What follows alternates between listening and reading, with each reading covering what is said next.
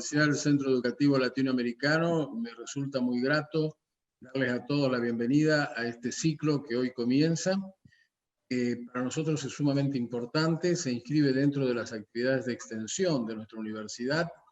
Vemos que es uno de los ejes de la actividad de la vida universitaria, al cual le damos una particular relevancia.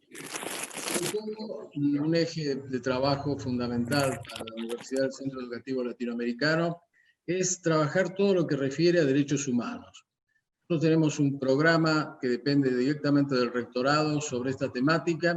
Tenemos un Instituto de Derechos Humanos e inscribimos este tema del derecho a los medios de la salud, del derecho a las prestaciones de salud, las diversas terminologías que se usan en esta disciplina, lo inscribimos dentro de ese marco.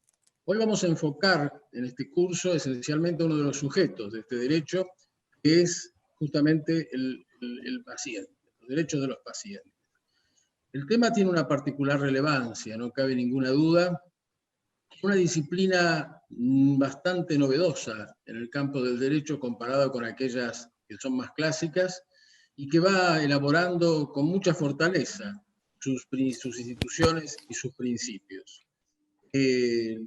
Vamos que este tema que siempre tiene, como decíamos, una particular importancia, los tiempos en que vivimos, estos tiempos tan inéditos en la historia de la humanidad, o por lo menos de tan larga data para alguna situación similar, adquieren todavía una vigencia, una inmediatez, una actualidad particularmente relevante. El ciclo tiene la presencia de disertantes realmente de una importancia notable en esta disciplina. Hoy para nosotros es un gusto, se lo he dicho de manera privada, particular, y lo hago público, nuestra gratitud a quienes nos acompañan hoy en esta jornada de apertura. Para mi pesar no me voy a poder quedar a escucharlas. Sí tengo la certeza que lo haré luego mediante la grabación, les decía esta noche, cuando esté más tranquilo, cuando la actividad del día me lo permita, porque sé que van a compartir con ustedes conocimientos y una adecuada transmisión de ellos. Le agradezco también mucho al doctor Juan Manuel Bourdieu, quien dirige y coordina todo este ciclo de conferencias sobre esta temática. El doctor Bourdieu es uno de nuestros más activos y brillantes docentes que tenemos en la UCEL, es profesor adjunto de Derecho Civil 2, de Derecho de Teoría de la Reparación, es además el coordinador de las sedes de la carrera de Derecho en UCEL, y se ha dedicado desde su lugar, desde un lugar jerárquico en el ámbito del Ministerio de Salud de la provincia, también desde sus estudios, después de haberse graduado de abogado en la Universidad Nacional de Rosario, ha proseguido estudios en esta temática. Y con su interés por este tema ha generado esta actividad que nos parece realmente una de las actividades más importantes del año para usted. Les agradezco también que ustedes así lo hayan pensado y espero que sea realmente de mucha utilidad para todos y todas. Les dejo mi saludo, los dejo con el doctor Juan Manuel Bourdieu y nos veremos seguramente en alguna otra de las jornadas de este ciclo que será exitoso. Bienvenidos a todos. En primer lugar, deseo agradecer a las autoridades de la universidad por hacer este encuentro posible, y en especial a los destacados disertantes, quienes han tenido la gentileza de aceptar formar parte del mismo. En sintonía con lo expresado por el rector de esta universidad, nos hemos propuesto una selección de temas de relevancia para difundir conocimiento en la comunidad. Para ello hemos convocado a disertantes de primer nivel, tanto del ámbito médico, jurídico y de las ciencias económicas, para brindar un panorama multidisciplinario sobre estos temas. Merece destacarse que, al finalizar las exposiciones, los asistentes podrán realizar aquellas preguntas que consideren pertinentes. Para ello tienen la herramienta del chat, donde podrán ir escribiéndolas y quien les habla directamente hará de interlocutor, o si así lo prefieren, pueden habilitar su micrófono y hacerlo directamente. Sí les vamos a pedir que durante el transcurso de las disertaciones tengan los micrófonos apagados para que el sonido no se acople al del disertante. Es nuestro deseo que las presentes charlas sean de provecho para todos en la construcción más consciente.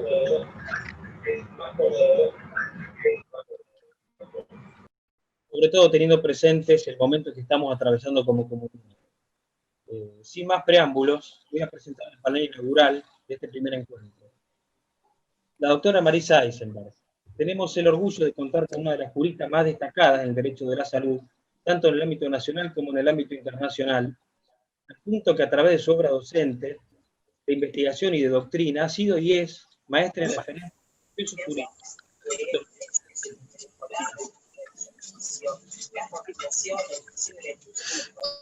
Les pido por favor que deshabiliten los micrófonos, gracias. Marisa Eisenberg es abogada, docente, investigadora y consultora en Derecho de la Salud e Innovación Digital, especializada en Derecho Civil y Salud por la Universidad de Salamanca y la Universidad de Buenos Aires. Es directora del posgrado de Derecho de la Salud y directora académica del Observatorio de Salud de la Facultad de Derecho de la Universidad de Buenos Aires. Es directora del Seminario de Investigaciones en Desarrollo y Salud IOCA CONICET. Dirige proyectos de investigaciones en universidades argentinas y del exterior, fundadora de redes internacionales en Derecho de la Salud y Bioderecho, y autora de innumerables publicaciones de su especialidad. Doctora, bienvenida. Muchísimas gracias a la Universidad del Centro y mis felicitaciones por el desafío de abordar estos temas que son imprescindibles en todas las agendas académicas hoy.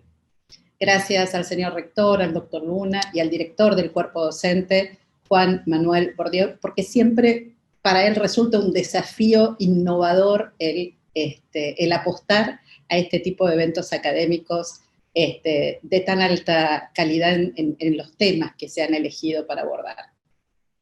Y en torno a esto que todos estamos viviendo, la garantía de acceso a este derecho humano al que hacía referencia el doctor Luna, constituye una preocupación en la Argentina y en la región y ha promovido la revisión y el diseño de estrategias en salud para satisfacer una demanda creciente de prestaciones de servicio, haciendo foco en la seguridad del paciente y la calidad de los servicios, junto a la necesidad de compatibilizar esa demanda con la limitación de los recursos, esos famosos recursos escasos, y la sostenibilidad de los sistemas.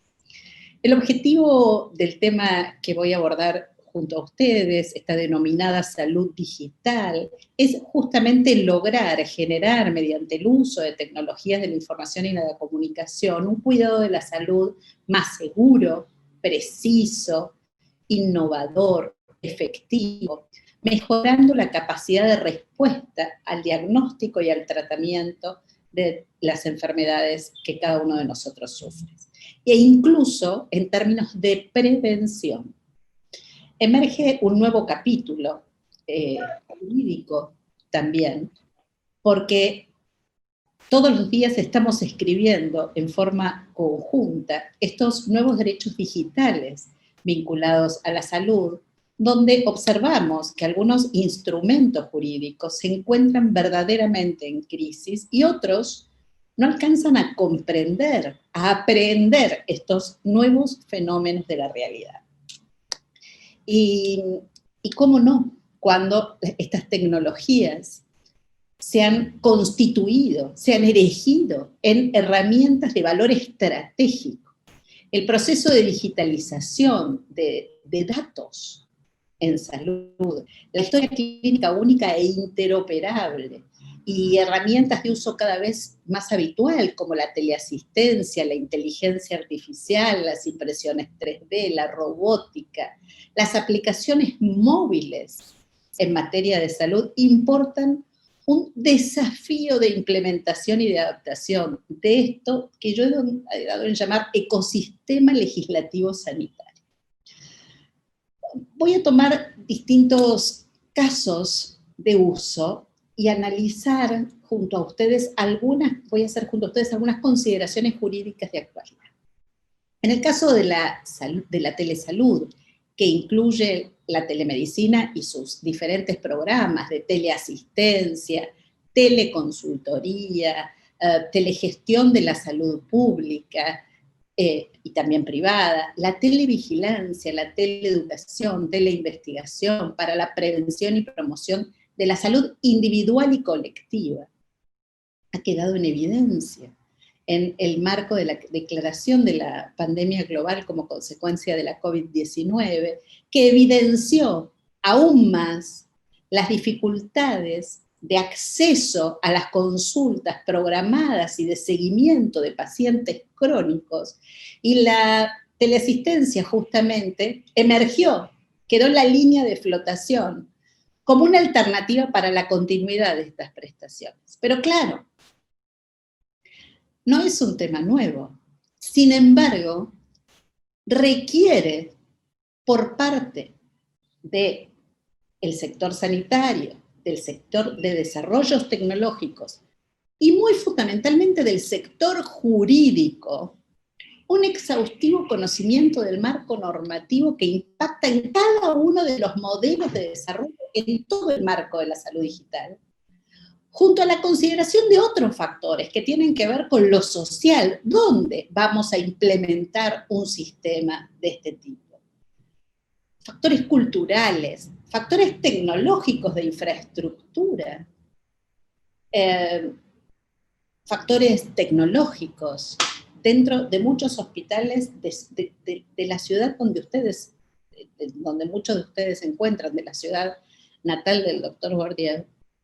Muchos hospitales dentro no captan la señal, los médicos no captan la señal de sus celulares. Además de esto, tenemos que pensar en la gobernanza sanitaria, ¿no? Cómo se registran, cómo se acreditan, cómo se evalúan, cómo se habilitan, cómo se monitorean, cómo se certifican, cómo se forman profesionales, desarrolladores, abogados que hacemos este tipo de cosas. Y existen, claro, aceleradores y existen obstáculos para la implementación de la salud digital en todos nuestros países. A pesar de estos diferentes factores que incrementaron el uso de las tecnologías y de su capacidad de resolución de los problemas que nosotros podemos verificar, se puede observar una serie de ventajas, ¿no? Que son el acceso a la mejora de atención. Ustedes no se olviden que en el mundo, y en Argentina también, los grandes profesionales vinculados a determinadas especialidades, los nichos sobre todo de enfermedades raras, se concentran cerca de las grandes ciudades. El resto del país está huérfano de especialistas. Entonces, las tecnologías soportan esta potencialidad de complementar la atención presencial y el acceso, facilitar la continuidad de la vida, digamos. Un chiquito en el Hospital Garrahan, yo fui muchos años abogada del Hospital Garrahan, cuando un chico del Hospital Garrahan se interna por un accidente, tiene que volver rápidamente a escolarizarse, a compartir su vida con su familia. Su madre está separada del entorno familiar junto a este hijo. Entonces, todas estas cuestiones permiten el seguimiento de la atención mediante las tecnologías en materia de salud digital. Evitan traslados que son realmente innecesarios en términos económicos y en términos de pacientes crónicos que tienen dificultades para el desplazamiento. También los procesos administrativos de gestión de salud se ven sumamente facilitados con estas herramientas. Refuerza, como decíamos también, la posibilidad de una epidemiología colectiva social. Pero claro, para esto nosotros tenemos que tener un resguardo de datos, un sistema de resguardo de datos, y nuestra ley de protección de datos personales es una ley que requiere de una reforma profunda. ¿Y por qué no? Cuando yo digo estos institutos que nos encorsetan en el ámbito jurídico, una regulación específica para los datos vinculados a la salud. Hay muchos programas de éxito que nosotros vemos como una atención rápida, digamos, una atención rápida en el ámbito neurológico, el ACV, el stroke, el infarto, donde justamente el tiempo, la oportunidad de ese tiempo es tan valiosa y es tan notable la diferencia en las potencialidades de la secuela que dejan este tipo de enfermedades, ¿no? Y en otras áreas, ¿no? El tratamiento oftalmológico, dermatológico, el seguimiento de pacientes con enfermedades de salud mental, que se vieron, tratamientos que se vieron cortados con la pandemia. Pero también hay obstáculos que tenemos que reconocer para poder afrontarlos, y tiene que ver con la ausencia de marcos normativos sistematizados, ¿no? La ausencia también de estrategias organizacionales. Uno dice, tengo un problema con la norma. Ahora vamos a revisar un poquito cuáles son esos problemas con las normas. Tengo problemas de estrategias, porque muchas organizaciones piensan más en la herramienta que en la estrategia de atención. Entonces, la herramienta no soluciona los problemas de acceso si yo no tengo una organización eficiente de los servicios. Muchas veces está esta fantasía, ¿verdad? La recarga de tareas y de gastos cuando el personal sanitario es el que debe usar sus propios recursos, en su casa, con su computadora, con su internet, con su pago de servicios de luz, de telefonía, ¿verdad? La falta de gestión del tratamiento de datos en salud, vuelvo a reiterar esto porque es un tema que va a ser un problema que va a atravesar los próximos años en el mundo, la cuestión vinculada a los datos, por la potencialidad de causarnos daño. Imaginen ustedes, en el mundo, nosotros sabemos que existe una minería de datos que justamente lo que busca es perfilar, agrupar determinados datos, y justamente el sector salud es uno de los que más datos produce, almacena, y es uno de los sectores más hackeados, más vulnerables al hackeo. Cuando logran hackear, obtienen mucho dato, y ese dato se desagrega y se vende en el mercado negro. Y la potencialidad dañosa es altísima. ¿Por qué digo esto? Porque podemos no conseguir nunca más empleo, porque podemos no acceder nunca más a un crédito bancario, podemos no tener una simple tarjeta de crédito. Entonces, digamos, estas son cuestiones que nos tienen que hacer revisar qué está pasando con la intromisión de este mundo, esta revolución digital en el mundo jurídico. Y sobre todo en el mundo sanitario. La falta de infraestructura y de conectividad. Muchas veces uno piensa que, bueno, agregan yo escuchaba a algunos programas de salud digital que piensan que agregar un poquito de banda ancha, seguir en la ruta, ya solucionó los problemas de conectividad de un país. Llevámonos a un pueblo que se llama Molulo, en Jujuy, una antena, ¿no? Entonces, una antena en el colegio que a su vez hacía de centro de salud. Pero claro, el burro que estaba allí en el pueblo iba a rascarse a la antena. Duró un día la antena. Entonces, la conectividad sin un programa de desarrollo de infraestructura no sirve. El resguardo de los derechos. ¿Cuáles son las preferencias del paciente? ¿No? Cuando nosotros vemos un Código Civil nuevo, cumplió apenas 5 años, y realmente introdujo cambios novedosos. Pero en la línea de la protección de los derechos, de los derechos individuales, de los derechos personalísimos, tal vez omitió ver qué pasa en la sociedad. No digo en mi caso, que ya no tengo canas porque me las tiño, ¿verdad? Pero sí en las nuevas generaciones que no tienen problema en exponer su vida, su vida en las redes sociales.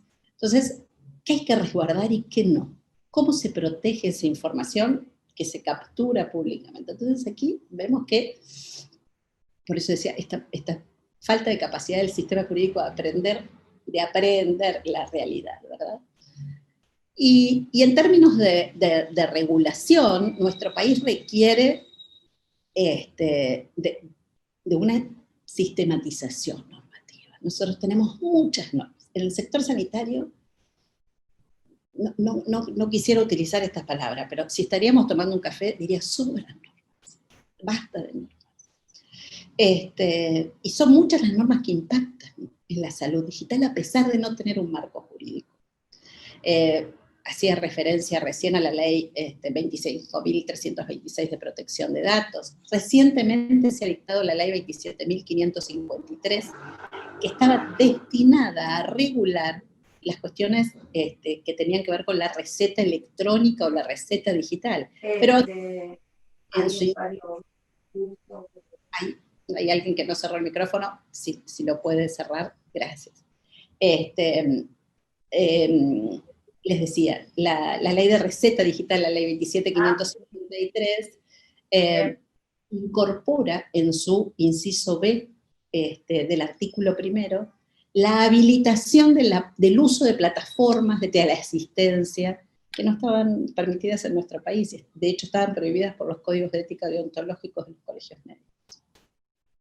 La ley que nos convoca hoy aquí, ¿verdad? La ley 26.529 de derechos del paciente, la ley 17.132 de ejercicio profesional de los 60, no había llegado a la luna cuando se dictó esta ley.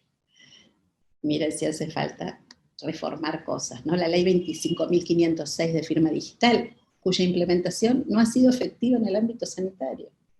La ley 24.240 de defensa del consumidor, ahora vamos a hablar cómo a veces la ley de defensa del consumidor y el derecho de la salud van a entrar posiblemente en colisión. Los artículos 52 en adelante, el 60, 61 del Código Civil y Comercial de la Nación, el Código Penal, ¿no? En sus artículos 153 de violación de comunicaciones electrónicas y el 247 de usurpación de título. Ténganlo presente porque este es un artículo que puede llegar a traer algunos problemas en los términos en los que está redactado.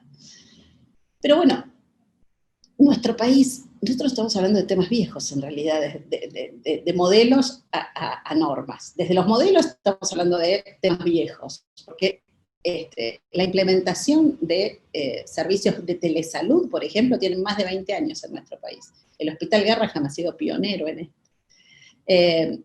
Se implementó un programa nacional, hoy se llama Programa Federal de Salud Digital, pero sin embargo, todos estos programas no pudieron resolver los problemas. Como ustedes saben, existe esta variada cantidad de normas que tienen que ver con un país federal. En nuestro país existe el federalismo sanitario. Por lo tanto, cualquier ley que dicte el Congreso de la Nación, como estas que he mencionado, deben ser a posteriori adheridas o legisladas por las provincias para ser válidas en las jurisdicciones locales.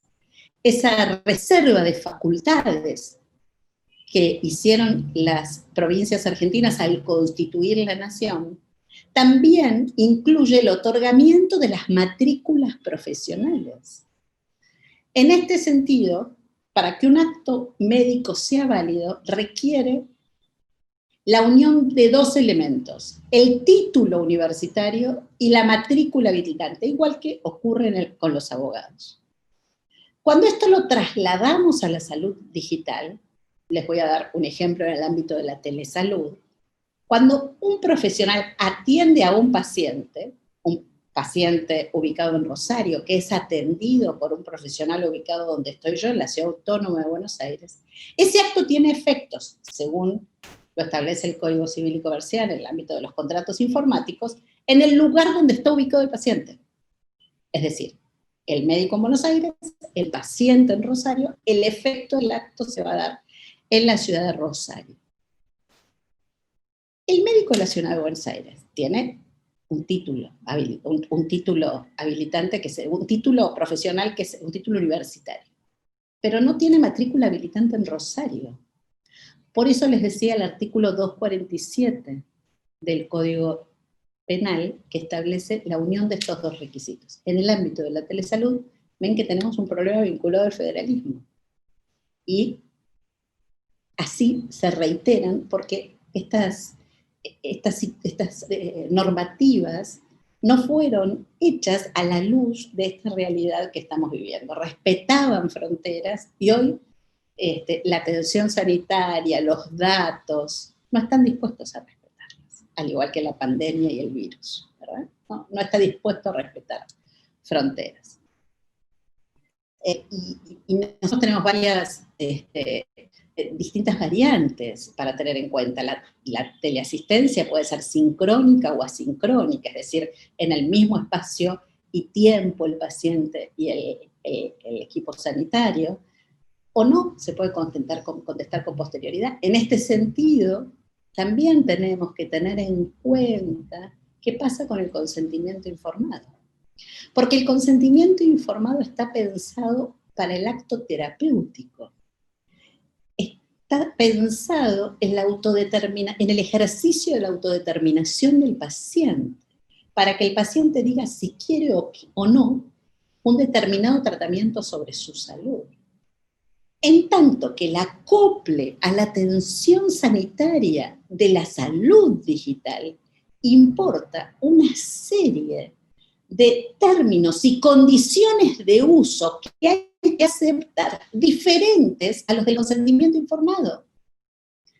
Y en este caso, el consentimiento informado en las consultas efectuadas a través de medios virtuales parece no alcanzar. Se debe adicionar además información específica respecto de los beneficios, limitaciones y riesgos del uso de estas modalidades de atención. Debe asegurarse al paciente que haya comprendido la información sobre el uso de los entornos digitales, el funcionamiento, las limitaciones, cuál es el límite de la consulta virtual, el riesgo asociado al uso de los datos, las salvaguardas adoptadas en el caso de potenciales fallas. ¿Qué pasa si se corta la comunicación? Todas estas cuestiones no están pensadas en el consentimiento informado tradicional. Otra cuestión es la historia clínica. La historia clínica también está pensada en la atención presencial. Y nuestros sistemas, conocemos la fragmentación del sistema sanitario, ¿verdad? Sabemos que existen subsistemas públicos, privados de seguridad social, atravesados por niveles nacional, provincial, municipal. Cada parte de nuestro cuerpo, cada parte de nuestra atención la atrapó un servidor. Ahora, quien quiera saber qué pasa con la integralidad de la atención, parece que se va a quedar con las ganas, porque falta el elemento de la interoperabilidad, el diálogo de los sistemas. Que el paciente tenga un botoncito en su celular habilitando que el médico acceda a toda su información. Recordemos que el titular de la historia clínica es el paciente, pero el paciente no tiene acceso. No tiene acceso ni tiene la posibilidad de dar accesos. Y esto es muy importante en términos de los que se vienen. Nosotros estamos construyendo, el 1 de diciembre vamos a hacer una presentación de un tercer modelo. Nosotros decimos que el paternalista todavía tiene resabios, el modelo de la autonomía no se terminó de implementar, pero sí confiamos en que hay un tercer modelo que es implementable, que es el de la ciudadanía sanitaria. La salud digital viene como anillo al dedo para la implementación de esta ciudadanía sanitaria. Y es esta vuelta que hace falta para que los pacientes tengan un verdadero acceso a una atención correcta, adecuada, de calidad y en tiempo oportuno. También es importante, ustedes imaginen, en todo lo que tiene que ver con la salud digital, la identificación de las personas. ¿Cómo sé que el que está del otro lado es un profesional habilitado? ¿Y cómo ese profesional habilitado asegura que quien está aquí sea un paciente en condiciones de ser atendido por esa institución? El seguro profesional. ¿Qué actos va a cubrir el seguro que tienen los profesionales de salud? Entendemos que la validez de estos seguros debe ser reconfigurada en las pólizas para alcanzar a toda la atención vinculada a la salud digital. ¿Qué formación deben tener desde el grado el equipo sanitario para vincularse a la salud digital? ¿No? ¿Qué tipo de capacitación continua para poder superar las barreras que se presentan ante la complejidad de estos entornos tecnológicos? Hay un tema también interesante respecto del pago de los honorarios. Fíjense ustedes que el pago de los honorarios resultante de la actividad vinculada a la salud digital es un desafío que no se ha concluido todavía. Se oscila entre la ausencia de reconocimiento al pago de las actuaciones vinculadas a la salud digital, o bien al pago de porcentajes menores a la de la atención virtual. Y yo llamo la atención en esto, y sobre todo a mis colegas, porque entraña ciertos peligros que uno debe identificar, porque es posible la conformación de silos, de call centers, digo yo, de atención mal paga, que reducen y redundan en la calidad de los servicios que se prestan. Por eso me parece que en todo proyecto de salud digital, los abogados tenemos que estar acompañando y verificando la existencia de un ítem dedicado a los modelos retributivos, según prestación, el tipo de práctica, sincrónica, asincrónica, atención directa, segunda opinión, y en función de las potencialidades de los beneficios en el marco de la estrategia de atención de salud que se quiere implementar. Hace falta, sin duda, un marco integral. Nosotros colaboramos en un proyecto de ley integral de salud digital en el Congreso de la Nación. Lamentablemente fue desguazado, cierta parte se la llevó historia clínica, cierta parte se la llevó la receta digital, ahora se dio media sanción, el de receta digital ya tuvo sanción completa con el número de ley 27.553, el de teleasistencia tiene media sanción en la Cámara de Senadores y se está tratando, hoy es martes, mañana, en asesores tuvo sanción de senadores en asesores de diputados. Y también pensar en los desafíos hacia adelante, ¿verdad? El tema de la acreditación, qué requisitos va a tener la acreditación de profesionales, de servicios, de desarrolladores, qué va a pasar con las aplicaciones en salud, cómo se van a rankear, cómo se va a hacer para vincularlas o acreditarlas como apps, como aplicaciones, que sean efectivas, estos cuentapasos, todos los móviles que nosotros usamos, todos los smartphones, tienen aplicaciones de salud. ¿Son verdaderamente utilizables en términos de salud? ¿Puede un profesional prescribir una app? ¿Cuáles serían las consecuencias jurídicas? ¿Cómo jugaría la responsabilidad del profesional?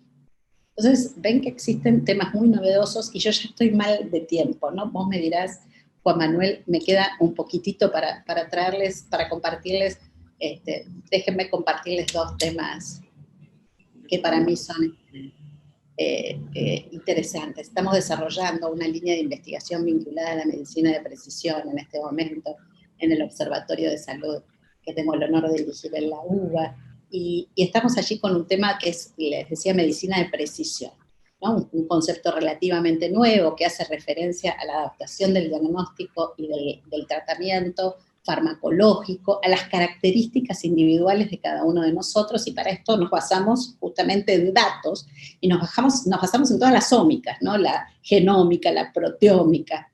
Son tratamientos de nueva generación, y en los próximos años ya se sabe que más de la mitad de los fármacos en desarrollo responderán a este concepto, generando tratamientos adaptados a las circunstancias cambiantes del paciente. Esta medicina de precisión, entre otros avances, va a mejorar la eficacia del tratamiento y va a identificar previamente si cada uno de nosotros responderá adecuadamente a cada una de las terapias, y mejora los niveles de efectividad en comparación con otros fármacos convencionales que están dirigidos a poblaciones grandes, ¿no? A poblaciones diversas.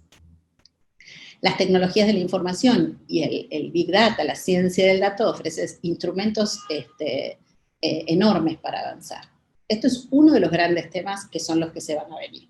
Y el otro que me gustaría compartir con ustedes, que también estamos desarrollando, es el vinculado a los medicamentos digitales. Nosotros hemos pasado de la fitoterapia, del uso de plantas medicinales, al que en muchas ocasiones se regresa, a a las medicinas de síntesis química, ¿no? Allí rápidamente hubo un salto hacia los biológicos, hoy en boca de muchos de nosotros, a partir de las vacunas contra la COVID, donde intervienen cuerpos vivos, y ahora hemos dado un nuevo paso, muy rápido también, mucho más rápido que los anteriores, a los medicamentos digitales, ¿no? Entonces uno pregunta, ¿cómo serán los medicamentos del futuro? Son drogas inteligentes que tienen dispositivos. Hoy se trabaja en tecnología a través de dispositivos, software, apps que medirán y almacenarán toda esta información. Es lo que se conoce como una bioinformación que está vinculada al dispositivo de uso, a los dispositivos de uso cotidiano, los que todos ustedes tienen puestos o en sus casas, ¿no? Decíamos los smartphones, balanzas digitales, tensiómetros digitales, termómetros en red, monitores cardíacos inteligentes, glucómetros inteligentes, pulseras que permiten detectar anticipadamente o elementos en las camas que ya se están colocando en las camas de los niños para detectar ataques epilépticos, smartwatch que usan y permiten conocer la frecuencia cardíaca de cada uno de nosotros, y un montón de otros datos biométricos, ¿no? Mi teléfono de pensar que estoy muerta, porque hace meses que no camino, pero bueno. A eso se suman, ¿no? Apps para ayudar a cambiar hábitos. Por eso el concepto de ciudadanía sanitaria es tan importante, que empecemos a manejarlo, y esto es lo que insisto tanto, ¿no? Estas apps para ayudar a cambiar hábitos desde pequeños, expendedores automáticos de insulina, de acuerdo a la necesidad del paciente, a la toma que el propio glucómetro haga, un parche que almacena información sobre los músculos, el comportamiento de la piel, un seguimiento de la evolución de la enfermedad de Parkinson, tantas cosas. Pero un paso más se ha dado hace poco tiempo con la aprobación del primer medicamento con un sistema digital incorporado, que contiene un sensor de rastreo más pequeño que un grano de arena, cuya función es justamente rastrear la ingesta del medicamento una vez que toma contacto con el interior de nuestro organismo. Y manda esa información a un parche que está conectado y por Bluetooth a una central de información. Esto ya no es de nosotros. Toda esa información es encriptada, cuenta con un sistema de mensajería. ¿Y qué permite? Sin duda, ser más efectivos. ¿Para qué se hizo? Para ser más efectivos los tratamientos, permite controlar si tomamos o no tomamos, sobre todo pensando en las enfermedades del futuro, que son las enfermedades crónicas, el envejecimiento poblacional, ¿no? Este recordatorio de tomé la pastilla o no la tomé, a mí ya me pasa. No se olviden que las enfermedades de mayor prevalencia van a ser estas, ¿no? Y vamos a convivir con estas enfermedades que antes eran mortales. Y el uso de estos dispositivos permite no solo el control, sino que puede modificar la dosis en tiempo real, ¿no? Para personalizar a través de estos dispositivos de seguimiento del paciente según los datos que se vayan recibiendo. Pero claro, ¿qué falta definir? La regulación alrededor de estas tecnologías. Su uso, condiciones del consentimiento, el uso de los datos, quién los va a recibir. Hay que evaluar estas categorías de derecho que pueden ser vulneradas, y hay, tal vez, fíjense, salta a la vista esta invasión de la privacidad. Muchos están hablando de un gran hermano biomédico, o incluso una afectación a la autonomía, toda vez que es prerrogativa de cada uno de nosotros brindar o no esa información. También hay algún... No sé si alguien quiere hacer una pregunta o es un micrófono abierto que emite algún sonido. Puede controlarse también la toma, de medicación de personas con enfermedades psiquiátricas o en entornos de encierro. Se ha propuesto a personas privadas de su libertad, que pueden poner en riesgo su salud o la de terceros. Y entonces también se empieza a hablar de la tobillera medicamentosa. ¿Es legal? ¿No es legal? ¿Puede verse obligada una persona a suministrar información? ¿Puede renunciar a brindarla? Son nuevos interrogantes frente al uso de tecnologías que nos obligan a balancear riesgos y beneficios, donde no hay más se acabaron las respuestas binarias. Todas estas cuestiones tienen que ser redefinidas. Y sin duda, bueno, mucho nos quedaría por hablar respecto de la intimidad, de la privacidad, de la robótica, de la inteligencia artificial, de los cyborgs. O sea, ya ven que Neil Harrison es el primer cyborg, ¿no? que ha incorporado tecnología. Neil Harrison era una persona que había nacido con una enfermedad que solo le permitía ver en blanco y negro. A través de un dispositivo que se insertó en su cerebro, él puede ver en colores. Pero claro, no solo ve colores que nosotros no vemos, ve rayos infrarrojos, por ejemplo. Entonces, ¿cómo se accede a esas tecnologías? Hay el transhumanismo, el mejoramiento sin principios éticos claros respecto del uso de estas tecnologías. Todas estas cuestiones nos presentan una enorme oportunidad, ¿no? Nuestra salud va a ser posible si logramos una nueva comprensión, no solamente individual, sino comunitaria, un nuevo equilibrio que puso al descubierto esta pandemia, ¿no? Con todas las fragilidades y las vulnerabilidades en las que nos hemos visto envueltos cada uno de nosotros. Y esto lo vamos a lograr si somos capaces de hacernos más sensibles al mundo, a los demás, a una ética social que debe bregar por un derecho de la salud de todos y para todos, que incluya a los ciudadanos, a los extranjeros, a los jóvenes, a los viejos, a los ricos, a los excluidos, a los marginados, a los migrantes, a las personas desamparadas que incomodan pero que nos golpean todo el tiempo la puerta para poder entrar. Y tenemos que abrirla, no queda otro remedio, ese es el sentido de la humanidad. Es una oportunidad para repensarnos en nuevas lógicas globales. Hemos visto cómo se robaban equipos de protección en las puertas de los aviones. Y permítanme un homenaje profundo a cada uno de los médicos que está poniendo el cuerpo en esa línea de batalla para cuidarnos y que muchas veces nosotros no devolvemos con la misma hidalguía, ¿no? Y por eso decía, es encontrarnos en la idea del semejante, en la idea del otro, la otredad, de la humanidad toda, que se sustente en otros valores, ¿verdad? Porque como les decía, hay que abrir la puerta a todo aquello que colabore, y si se llama tecnología, abrámosela. Se requiere más que un conjunto de individuos, de individualidades, un llamado a la interdisciplina que dedique su esfuerzo profesional y ético al servicio de la salud que está por venir y cuyo futuro estamos invitados a construir entre todos. Muchísimas gracias. Con el segundo panel previsto para la actividad del día de hoy.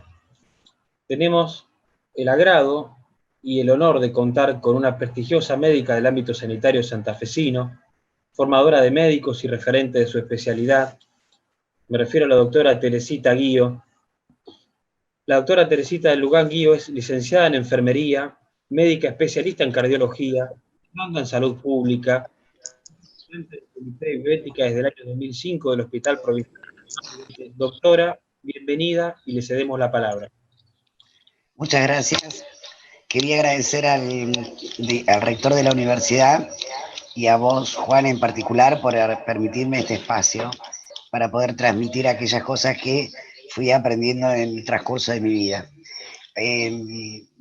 Después de haber escuchado las palabras de la doctora Marisa, realmente quiero decirles que yo voy por una línea totalmente opuesta, no porque no valore los adelantos tecnológicos, pero nosotros, nuestra principal experiencia es poder ver al paciente, tocarlo, palparlo.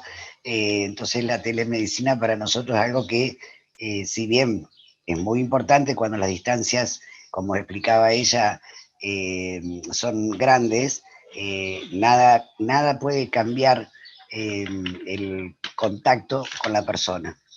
Y bueno, va a parecer que me vuelvo a la época de las cavernas, pero antes de iniciar cualquier charla referente a lo que nos convoca, que es el COVID, voy a leerles para que ustedes tengan en cuenta la magnitud de lo que para nosotros es ser médicos. Y lo voy a hacer a través de la lectura de algunas partes de nuestro juramento, que es el juramento hipocrático, y es el que hacemos todos quienes pasamos de la vida de estudiantes a la vida profesional. Nosotros juramos consagrar nuestra vida al servicio de la humanidad.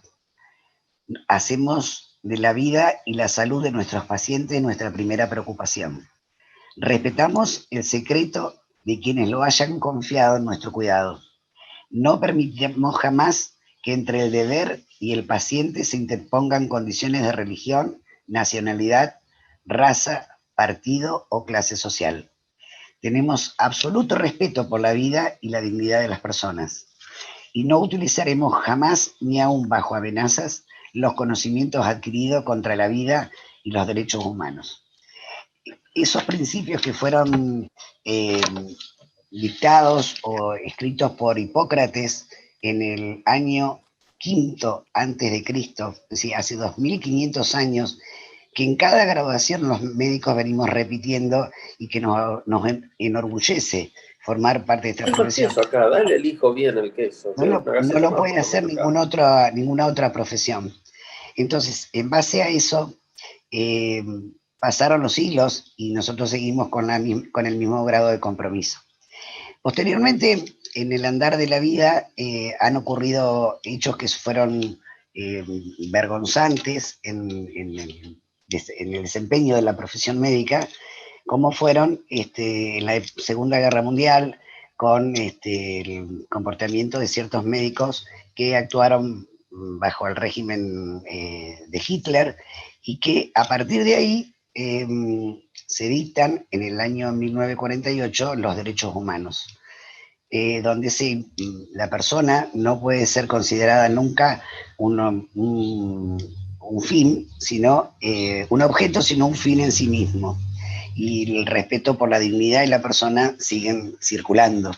Y después salieron las normas de Helsinki, que Helsinki nos permite saber que no podemos utilizar a ninguna persona como conejito de India, y entonces se dictan las normas de lo que son todos los protocolos de investigación.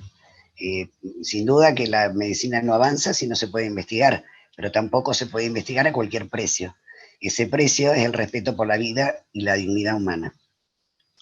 Siguieron pasando los años, y en los años 70 empieza a aparecer lo que se llama hoy en día, y se sigue actualizando, la bioética. La bioética es una serie de principios que vienen de distintas corrientes filosóficas, pero que fue puesta en práctica por un médico oncólogo en Estados Unidos, y que marca 4 principios que a nosotros no nos, además del juramento hipocrático, no nos permiten salirnos de esos 4 principios. Es la no maleficencia, no provocar el mal, la beneficencia, la autonomía y la justicia. En esos 4 principios nosotros, que estamos haciendo bioética, acompañamos a manera de guía a todos los colegas cuando tienen que tomar una decisión, a veces decisiones que no siempre son fáciles, obviamente, y se empieza a reconocer a partir de ahí a la persona como un agente moral autónomo, libre y responsable. De modo todo, esto es una introducción para que cuando en el 2009 sale la Ley de los Derechos del Paciente, a nosotros no nos sorprendió en demasía, porque nosotros lo veníamos ejecutando. Tal es así que en la práctica de, por ejemplo, las enfermeras, cuando van a entrar a atender a un paciente y tienen sus protocolos, porque todo tiene alguna guía de actuación, a las enfermeras se les enseña explicarle al paciente lo que se le va a hacer para obtener su colaboración. Entonces, cuando la enfermera entra a una habitación a tomar la presión, a tomar la temperatura, siempre le explica al paciente lo que se le va a hacer, por el respeto a la persona.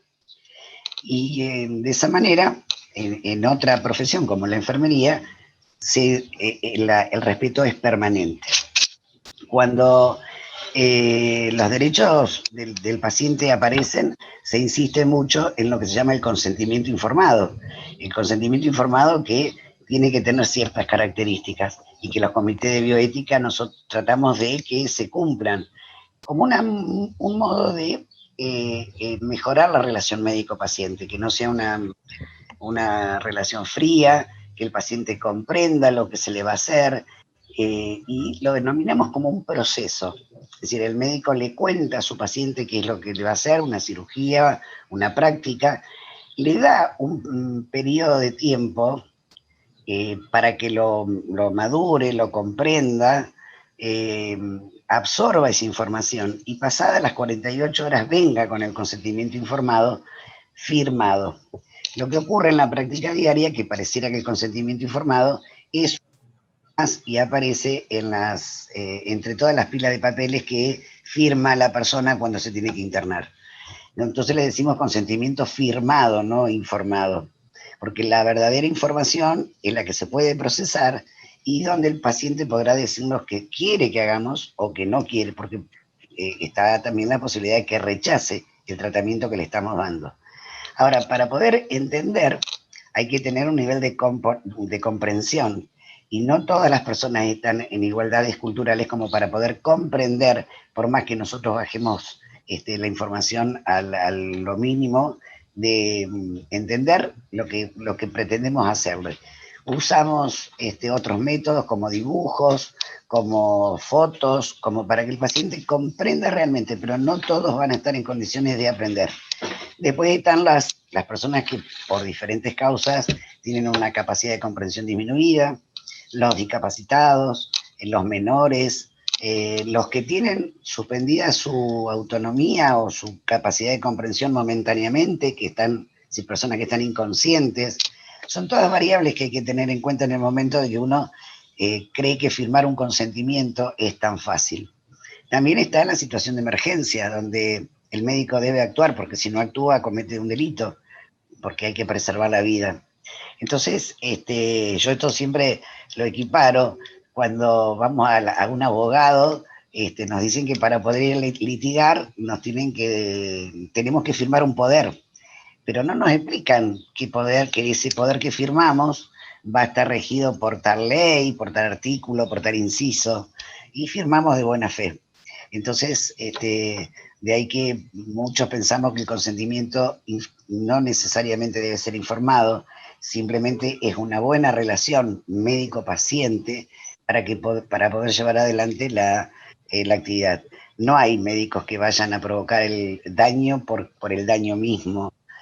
Podrían ser efectos colaterales, pero nunca porque haya una maldad del paciente. Con respecto a todo esto que es la práctica diaria nuestra, nos agarró en el 2020 el COVID. Y el COVID es una de las cosas que provocan más incertidumbre que todo el desempeño de la profesión. Nosotros cuando nos enfrentamos a una enfermedad, una diabetes, una hipertensión, si bien tiene cosas comunes, no todos los pacientes van a hacerla de la misma manera. Los diabéticos no son todos iguales, los hipertensos no son todos iguales, porque está la particularidad de cada persona y porque cada diagnóstico está influenciado por múltiples variables que no todas están escritas y no todas van a ser de la misma persona. Y eso hace interesante el tratar con los enfermos, porque no hay uno que sea igual a otro. Si nosotros también tenemos incertidumbre en el manejo diario de las enfermedades. Imagínense con el COVID. El COVID era una enfermedad que no estaba descrita, el COVID no responde a los parámetros de cualquier otra enfermedad, son brotes, no todas las cosas no pasan de la misma manera, pero se ha convertido en una pandemia donde hace toda la cuestión de que el respeto a la autonomía de la persona, el respeto como a la dignidad de la persona se ve avasallado por el orden público, porque ya no queda solamente en la persona de la enfermedad, sino que la transmite a la comunidad. Ya el ciudadano, que era el que utilizaba la libertad y su autonomía libremente, pasa a ser paciente. Y donde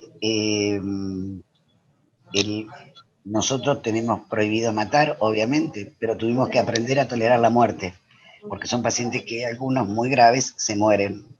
Y a todo eso hay que sumarle que los médicos, las enfermeras, son personas y también sienten miedo. Y sienten miedo de infectar a su familia, de infectarse ellos. Entonces, esto nos planteó un gran desafío porque nada estaba escrito y tuvo que escribirse. Los síntomas de esta enfermedad fueron cambiando día a día a medida que iban transcurriendo en otros lugares del mundo, íbamos aprendiendo, íbamos sumando todos los días una cosa distinta. Y para poder atender a la comunidad hubo que organizarse, y hubo que organizarse de una manera distinta a lo que teníamos planeado en la organización, porque no podíamos mezclar a los pacientes que venían por una patología común de los que venían por COVID. Entonces se dispusieron normas del Estado Nacional, el aislamiento obligatorio para poder evitar la diseminación del virus. Y dentro de lo institucional tuvimos que separar distintas áreas donde estaban los enfermos COVID y los no COVID. Y a esto el resto uno atendía, nosotros éramos hospital COVID en lo particular, pero en un momento los niños siguieron naciendo y la maternidad era una maternidad común, pero hubo que hacer una maternidad COVID y una maternidad no COVID, porque no podíamos mezclar a la embarazada sana con la embarazada enferma. En realidad, nada de lo que habíamos estudiado nos servía. Entre todas las cosas, si bien los comités de ética y los comités de ética de la investigación trabajaron siempre, todo fue replanteado, todo fue reescrito, todo fue practicado de una manera empírica porque no teníamos de dónde agarrarnos para poder atender semejante pandemia. Entonces empezamos a tomar, veíamos que por puerta del hospital entraban 3 casos y uno era tan grave como el otro, pero lo que lo diferenciaba era la edad, 90 años, 50 años, 14 años, a todos era el mismo tratamiento, no se podía dar a todos el mismo tratamiento porque la edad hacía que tuvieran comorbilidades diferentes. Entonces ahí se ponía en juego que el mismo médico no podía estar en los 3 lugares distintos, entonces hubo que reforzar las guardias con segundas y terceras líneas para poder trabajar, porque la salud mental de ellos también se veía afectada. Por supuesto que hubo que proveerles de equipo de protección, y como uno no sabía quién era el que estaba ingresando al hospital, todos estaban con sus equipos de protección, que parecemos astronautas. Entonces, una de las cosas más lindas que tiene la medicina, que es el contacto con el ser humano, se veía impedida por los equipos de protección que teníamos, ¿no? Apenas si nos veían los ojos, no podíamos tocar la piel, no podíamos acercarnos de la manera más humanitaria que quisiéramos porque corríamos el riesgo también de contagiarnos. Entonces, surge una palabra que por ahí ustedes la habrán escuchado, que son los triage. Los triage es una palabra que viene de la época de las guerras napoleónicas, donde un cirujano tenía que elegir a cuáles de los soldados de guerra atendía primero, y atendía a aquel que tenía más posibilidades de rescatar, aquel que demandara menos esfuerzo para poder tener el soldado en la batalla nuevamente. Pues nosotros, también significa que cuando nos ingresan por puerta 3 o 4 pacientes, tenemos que determinar, tenemos que seleccionar qué paciente vamos a atender primero. Por suerte, no se llegó, tuvimos la posibilidad, dada la capacidad de instrumentos, de respiradores, bombas, equipamientos que nos había provisto el Estado, no hubo necesidad de poner en práctica este sistema de triage, sino la selección de a quién vamos a salvar, cosa que sí ocurrió en otros países de Europa y que lamentablemente dejaban mucha cantidad de gente, la dejaban morir. Entonces también hay un planteo, si tuviéramos que dejar morir a alguien, ¿cómo lo dejaríamos morir? Y ahí empezaron a jugar los cuidados paliativos, se puede acompañar al buen morir para que la gente o las personas no mueran ni con falta de aire, ni con falta de sed. Entonces los cuidados paliativos proveían otro tipo de tratamientos que no era el respirador y que no era la terapia intensiva. Y entonces todos estos fueron grupos que se fueron armando para dar soporte a los profesionales que estaban trabajando, pero también para que la gente no le faltara atención. Y en realidad, con la estrategia que habíamos planteado en el hospital, tuvimos la suerte de no tener que dejar a nadie sin una atención adecuada. Todos fueron respirados como correspondía y la gente que se moría por la causa de su enfermedad o por las comorbilidades que tenía. Realmente, esto entra dentro de, cuando lo analizamos desde la bioética y hablamos de la justicia, en este caso hablamos de la justicia distributiva. Tenemos que tener todos los respiradores para todas las personas, tenemos que tener todas las camas para todas las personas. Y ahí hicimos un planteo donde la autonomía de las personas, donde la libertad de las personas debe ser acompañada de una responsabilidad que es individual, pero también social. Si la gente no sigue las recomendaciones de no aislamiento, no a las reuniones familiares, no a la gran juntada de las fiestas que se hacen, nos traspasan a nosotros la responsabilidad después de, por no cumplir esas normas, de nosotros tener que decidir quién es el que está más grave o menos grave para poder trabajarlo. De modo que cuando uno ve este tipo de situaciones y comparando con la charla de la doctora anterior, que me pareció muy buena, pero lo vemos muy lejos en la posibilidad de hacer y telemedicina o poder aplicarla en el hospital, por la señal, porque no tenemos computadoras, porque los sistemas no funcionan, la receta electrónica, nosotros todavía no tenemos el respaldo de poder hacerla. Entonces, compatibilizar tanto avance tecnológico con una pandemia que no debiéramos estar padeciéndola, produce un quiebre, no es tan fácil. Trabajamos con seres humanos y los seres humanos hay que respetarlos como tal.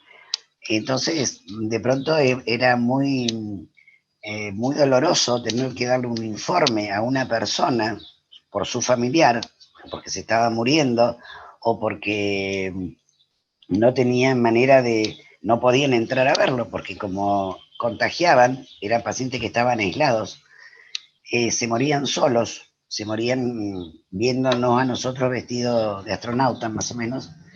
Se creó un grupo donde trabajó el acompañamiento de los últimos días. Cuando los médicos determinábamos que a esa persona no tenía demasiada chance de sobrevida, se hablaba con el familiar y se le permitía el ingreso acompañado de una psicóloga o de una trabajadora social a que pudiera despedirse de su ser querido. Para lo cual tuvimos que hacer consentimientos donde la persona reflejara que no estaba enferma, que conocía los riesgos de poder enfermarse y que fuera mayor de edad. Con eso nos sentimos un poco más aliviados de que las personas no murieran solas, porque si no, el aislamiento es total. Y a veces ocurría que cuando uno llamaba al familiar para darle alguna noticia de cómo era la evolución de esta persona, la familia también estaba aislada, entonces no se podía trasladar al hospital. Y como máxima tecnología podíamos usar las videollamadas, podíamos usar los mensajes de WhatsApp, esa era la manera de comunicación más sofisticada que nosotros pudimos utilizar en el hospital, que no nos dio un mal resultado, pero lejos está de una super tecnología que nos abarque todo lo que tenemos que decir. Ni pensar en que nosotros en esta situación de pandemia podemos trabajar con el consentimiento informado, porque probablemente la persona no puede hablar con el médico, pero no puede compartir esa información con la familia porque está aislada. Entonces, el trato más humano era médico-paciente. La familia no podía participar en absoluto. y estaban aislados 10 días, y hay gente que está en terapia desde hace 20 días.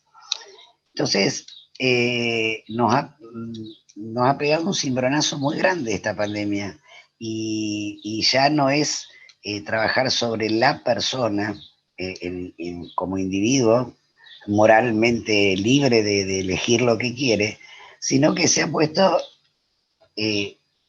debajo de nuestro tratamiento, cosa que fue muy criticada durante muchos años para el que los médicos ejercíamos el paternalismo, pero no había manera, porque yo no puedo pretender no ser paternalista con alguien que se está muriendo, tengo la obligación de tratarlo. De todos modos, las críticas van a venir a posterior cuando esto todo pase y todo se tenga que reescribir. Cuando nosotros estudiamos un poco en salud pública, la vulnerabilidad, en realidad estamos en este momento todos vulnerados, porque no, los que estamos sanos, por suerte, no podemos salir a la calle, no podemos estar con los amigos, no nos podemos abrazar, pero el que está dentro del hospital, el riesgo de muerte es muy alto. Y lo máximo que pudimos hacer como selección para poder ubicarlos en cada lugar, era quién era leve, quién era moderado y quién era severo, para orientarnos en qué sector del hospital lo íbamos a ubicar. También seguían surgiendo enfermedades comunes, cáncer de mama, apendicitis, fracturas, y había que inventar un lugar, y de hecho se inventó, para poder atender a estas personas sanas, porque tenían el mismo derecho que aquellos que estaban contaminados.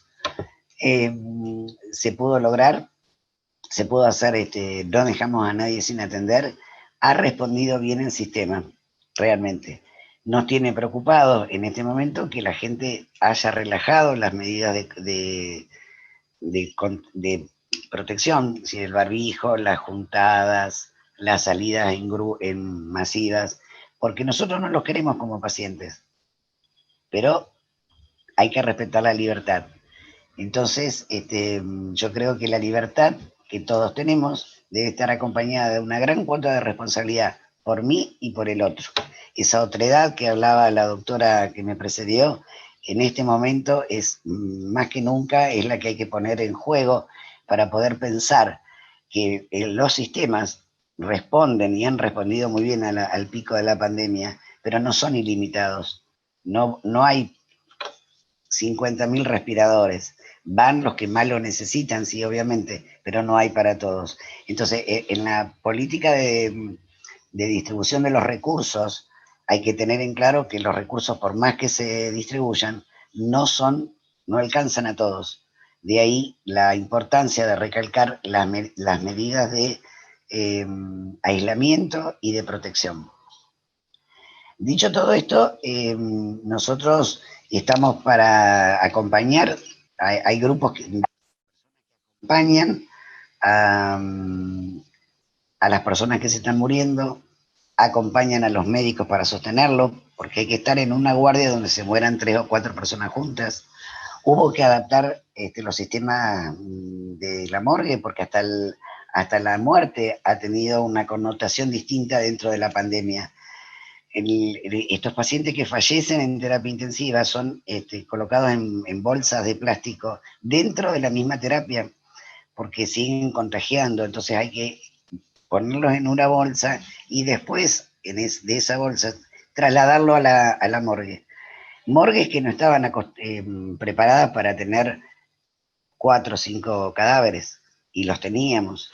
Llevar un registro muy fino dentro de la morgue de quienes entraban y quienes estaban, porque la familia cuando iba a retirar, retiraba una bolsa negra. Tampoco podía ser la familia, tenía que ser la cochería quien a ese cadáver lo pusiera dentro de el cajón.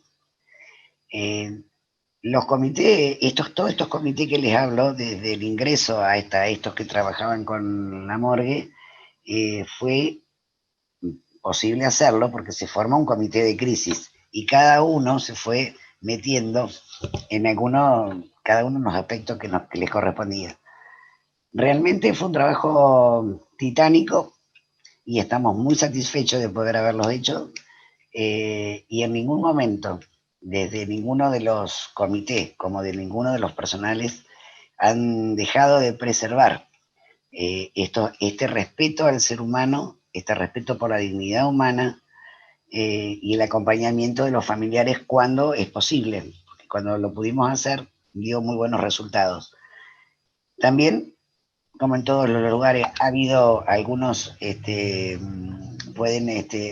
habido inconvenientes.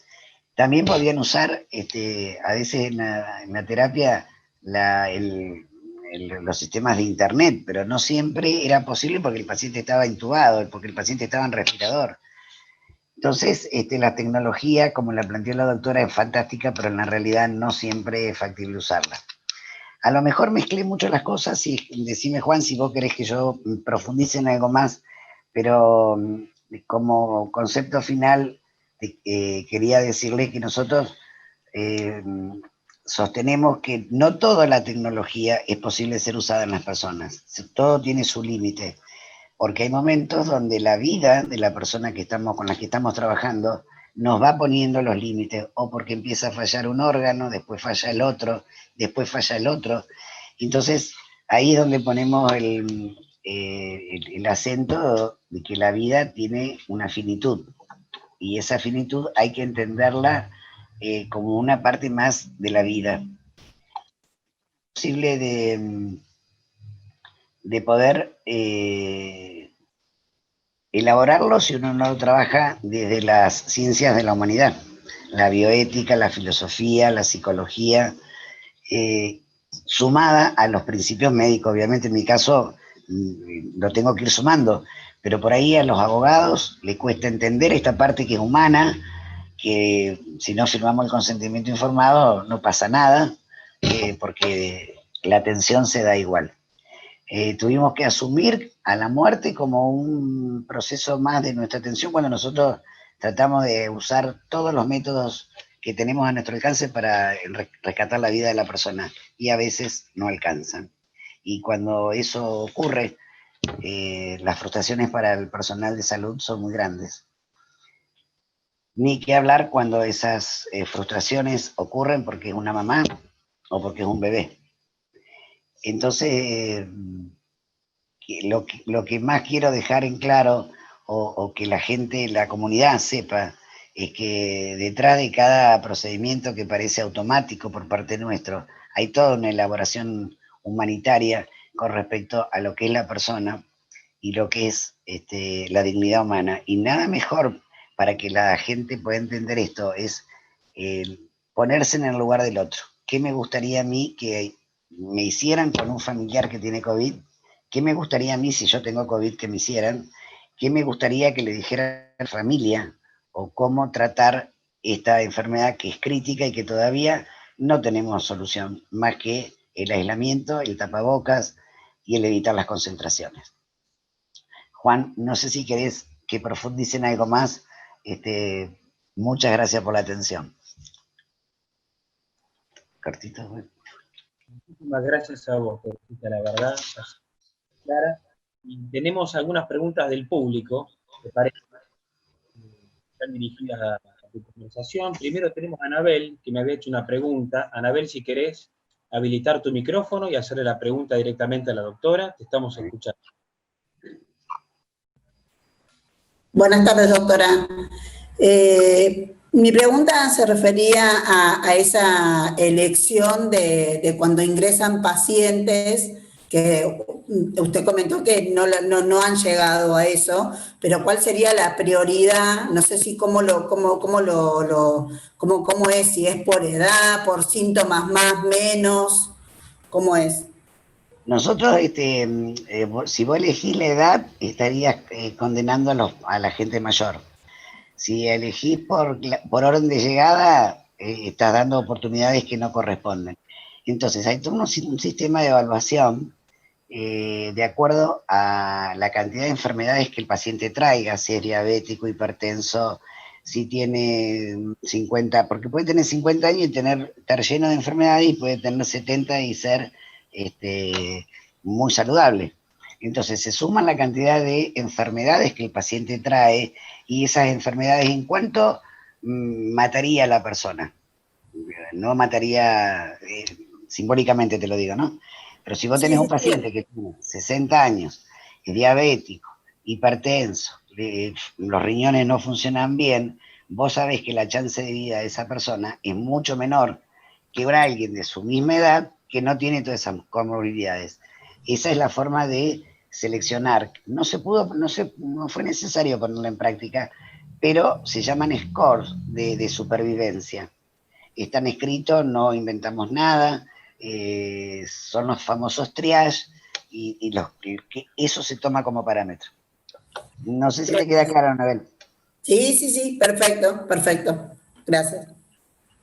Tarea, te quiero aclarar, tarea que es muy difícil de hacerla para el médico que está trabajando. En general, esas decisiones las toma un equipo desde atrás, porque la subjetividad de quien está atendiendo se ve muy perjudicada cuando tiene que decir a este lo seleccionamos y a este no.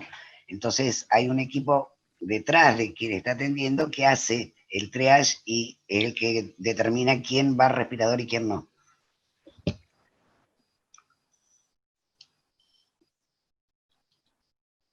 Bien, perfecto. Tenemos otra pregunta más de Iris Torrejón. Iris, no sé si querés habilitar tu micrófono y tu cámara y hacérsela personalmente a la doctora.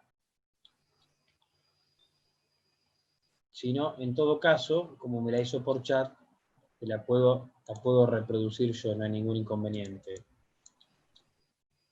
Bien. La pregunta que hizo Iris, a ver, acá dice que no puede hacer. La pregunta que hizo Iris era si cuando vos, Teresita, exponías sobre el buen morir, ¿crees que influye el tema de la soledad en pacientes con COVID? ¿Qué rol o qué impacto tiene la soledad en el paciente con COVID? La soledad en el paciente que está, no con COVID, la soledad en cualquier enfermedad es terrible. Nadie quiere morir solo. El tema en este momento de la pandemia es que esa persona que se está muriendo está contagiando.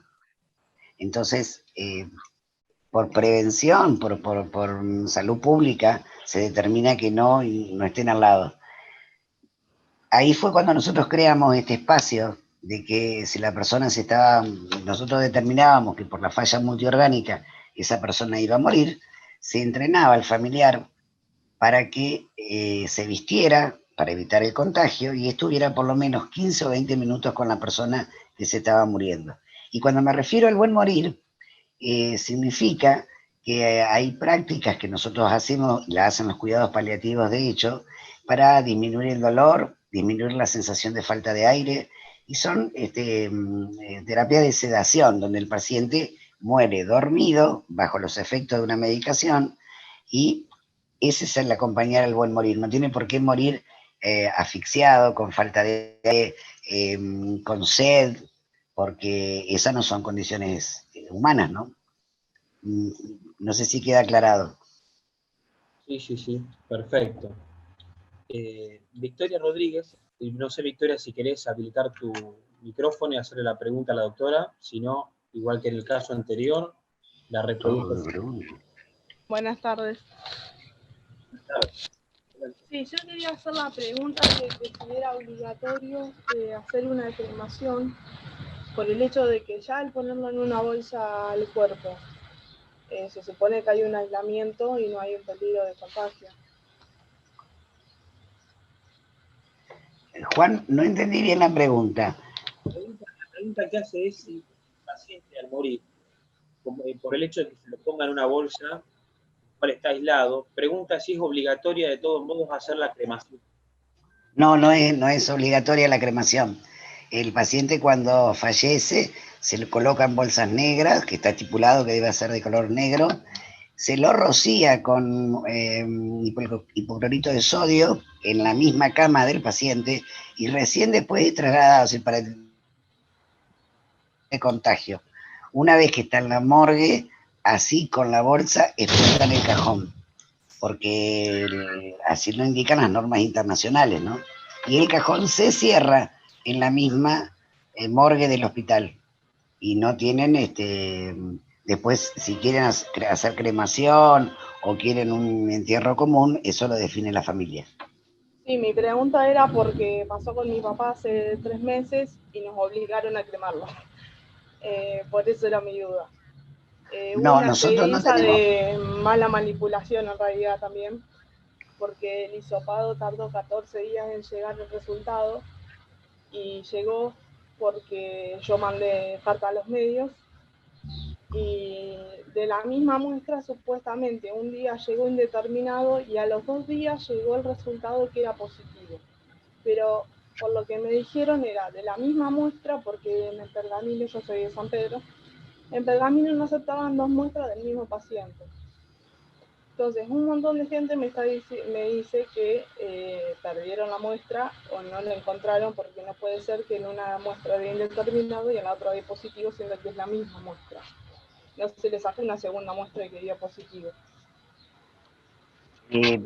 Yo lo que te puedo decir que con la cantidad de muestras que procesan los laboratorios, que están en el orden de las 700, 1000 muestras, que algunas se pierdan no es raro. De todos modos... No, aparte que llegó el resultado cuando yo mandé la carta a los medios. Bueno, no, esa es otra cosa. Nosotros cuando tenés que entregar un cadáver y bueno, tenés la duda de que haya sido COVID o no COVID, lo definís por la clínica de lo que tuvo el paciente, porque tuvo un cuadro respiratorio, porque los síntomas eran eran compatibles. EPOC y un montón de enfermedades asociadas. El tema es de que todos la modos, médica nos dijo que ella le daba el alta de COVID, pero él se murió en realidad de una bacteria intrahospitalaria que la metieron por la sonda. Entonces, todo un manejo tan malo, más allá de que la situación es dolorosa en cualquiera de los casos, se suma la mala praxis total. No te entendí la última parte, Vicky.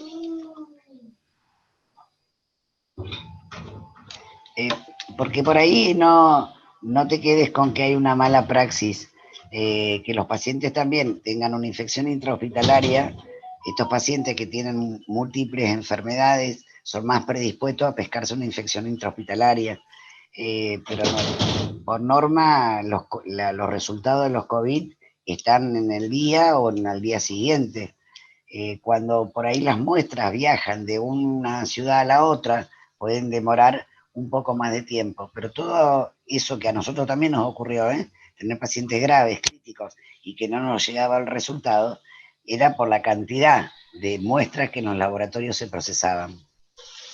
No sé si te deja un poco más tranquila, pero la infección intrahospitalaria en el contexto de una pandemia es muy común, porque es una de las cosas que predispone a que otros gérmenes entren en el organismo del paciente. Y más si es un diabético, hipertenso, tiene otras patologías, ¿no? ¿Te deja más tranquila?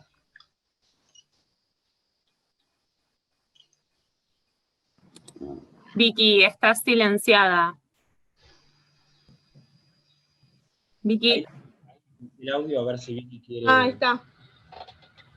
No me quiero extender mucho para no ser pesada, pero es un tema, la verdad, que es muy doloroso. Empezó mal porque él fue al médico con fiebre, con problemas respiratorios y todos los síntomas dentro de una pandemia, y ni siquiera le hicieron una placa ni un hisopado. Entonces de ahí empezó el tema. Fue al neumólogo, no es que fue a un médico de guardia cualquiera. Entonces, si ya el especialista no hace una placa de entrada, no hace mínimamente lo que tiene que hacer, entonces vos decís, capaz que hubiera pasado lo mismo, hubiéramos llegado al mismo final por todas las patologías que te digo que tenía poco, diabetes, bueno, hipertensión, 66 años. Pero el tema es quedarse con el que no hicieron lo que tendrían que haber hecho y después no poder hacer nada para que a otros pacientes no le pase lo mismo con el mismo médico.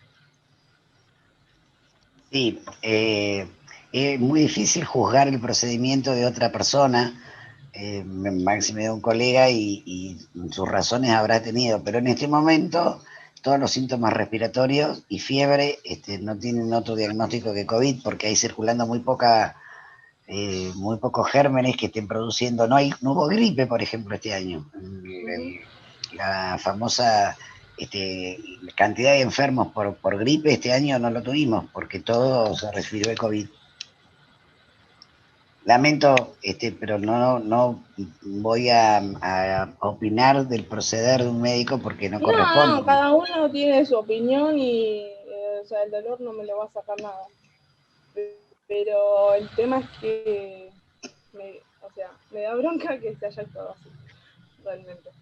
Y el hecho de que nos hayan obligado a cremarlo, porque nos obligaron en la cochera, eso es otra cosa que no... Por eso preguntaba si era obligatorio, porque me habían dicho que no, por eso. No, a lo mejor al principio de la pandemia se pudo haber tomado como que los cadáveres fue el 20 de agosto, no fue al principio. No fue al principio. No, nosotros no tuvimos esa obligatoriedad. Eso es la elección de la persona, de los familiares, digamos. Bueno, muchísimas gracias. No, por favor. Juan.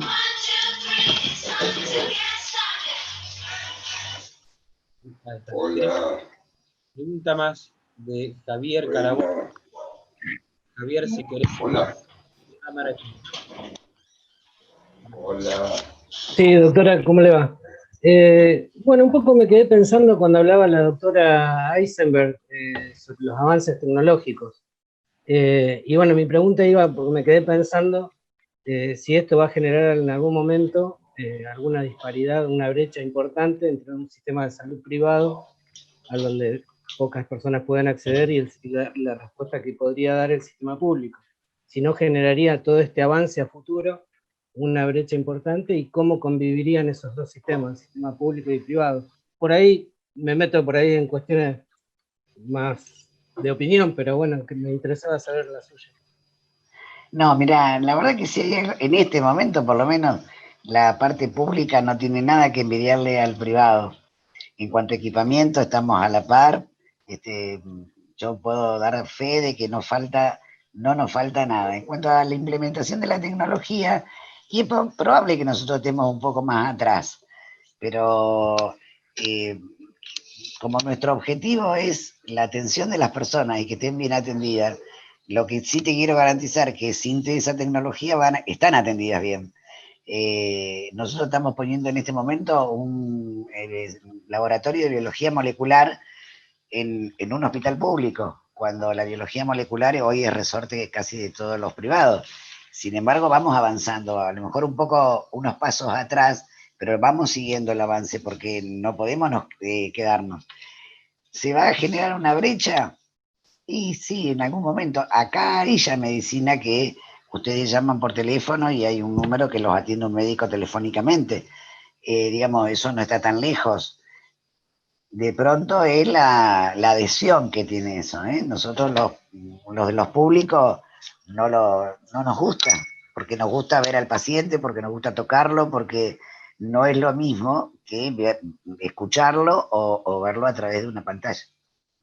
¿Se entiende? Vamos a ir a lo mejor más atrás, pero vamos camino a tener historia clínica digitalizada. Nosotros ya desde determinadas computadoras podemos, sin movernos del escritorio, entrar en los resultados de los laboratorios, que está a lo mejor a media cuadra de donde estamos. Las placas radiográficas, las tomografías, ya están digitalizadas en el hospital. Digamos, no tampoco estamos tan atrás. Tampoco es que estamos tan atrás.